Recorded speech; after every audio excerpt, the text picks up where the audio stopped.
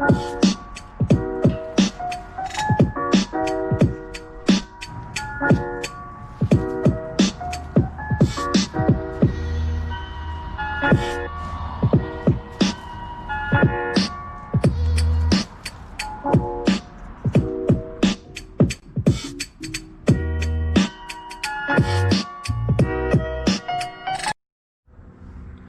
morning, guys. What's going on? So finally, I guess rode the new bike. I think it has a little bit over 2 hours now that I put in, and so far so good. I've liked it. I do have a couple of complaints though. So I'm gonna go through that with you guys right now, so you know I can let you guys know what I think about it for the first ride. I know it's still new. I still gotta let it break in to let it settle more. But I am doing little changes here and there. So let's go through it and let you know the troubles that I've had and what I think about it. Alright. So of course I already put the new seat cover. The stock one is real freaking slippery. So the first ride I went through I was sliding all over. So I already went and put for now the attack seat cover. Get that going. And then I put a skid plate. Because out here where we ride, put the Cherbys with the lean guard. Out here we ride, sometimes we have a lot of rocks, so that's why I've been messing with the suspension. I'm not a big fan of the air forks, never really been. That's why I kind of went back to Honda for the spring forks when I went back to the spring forks for that reason. They do feel better than any other air forks, but I'm still having issues. Right now my issues are the front end is pushing out too much. Once it slide out, pushes out, and it feels unstable. So I've been messing with air pressures and clickers, and the clamp height too. I went a little bit higher on the clamps. It normally comes at 2, but I went to 2.5. I'm gonna try that. If not, I'm gonna go to the third line. That's what a lot of people have been telling me, the third line. So I'm gonna try that. I did already put my spring weight on the rear. So the rear I'm not having too much issues. The rear actually feels pretty good. So yeah, right now I mean everything else feels good about the bike. Hydraulic clutch, all that. And I'll tell you what, I'm freaking pissed because Honda of course announced their new bikes, and what does it come with? Hydraulic clutch. That bike looks sweet. If I ever do plan going back on a 450, I think I'm gonna go back to Honda. But this 350, I mean, I'll probably still keep it just because I can use it for a lot of things. I won't have a bunch of that torque. The issue with the Honda, because a lot of people have asked me why I got rid of it. I got rid of it because for fast open desert, don't get me wrong, fast open desert, that bike, it was a beast. I can hit 4/5 tap and that thing was stable, and I could hit anything, go through anything.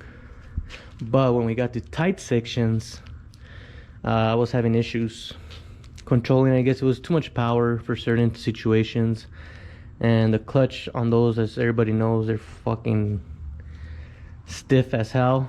And I had the Hinton clutch plates. Well, I had the whole Hinton set up, so I had the stiffer springs, and it made it even worse. So you know, I would get tired a lot quicker because of how stiff it was and how much I had to work it. Thank God this one, the hydraulic clutch, is like butter.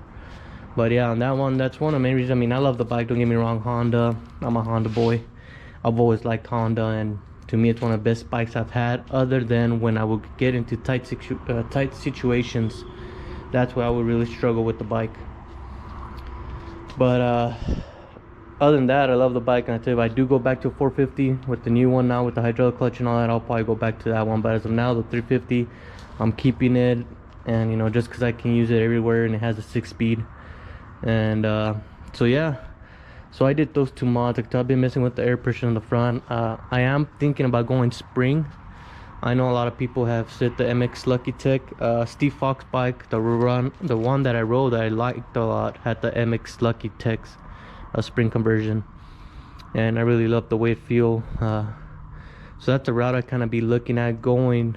But I'll be going to Race Stick. I just got picked up by Race Stick. They gave me a support program, so I'll probably be doing their gold valves and their spring conversion.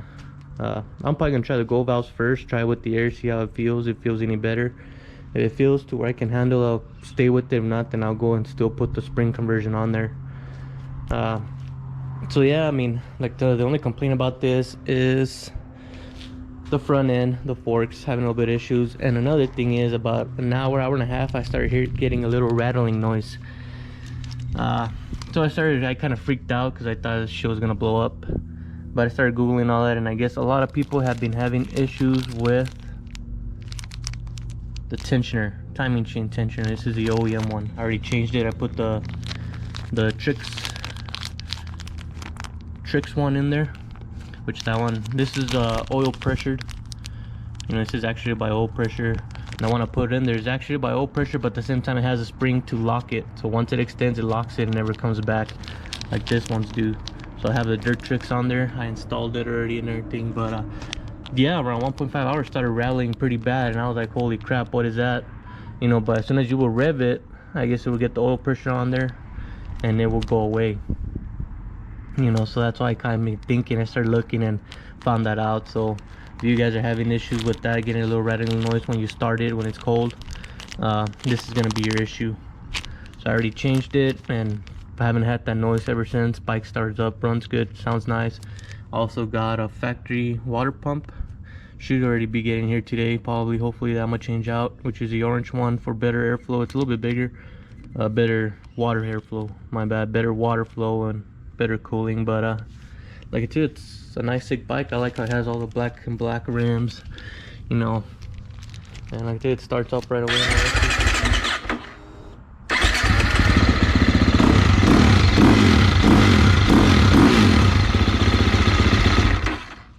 So yeah, I don't have no more of the rattling noise. So if you guys are having that issue, try that Dirt Trix cam chain tensioner to get rid of that.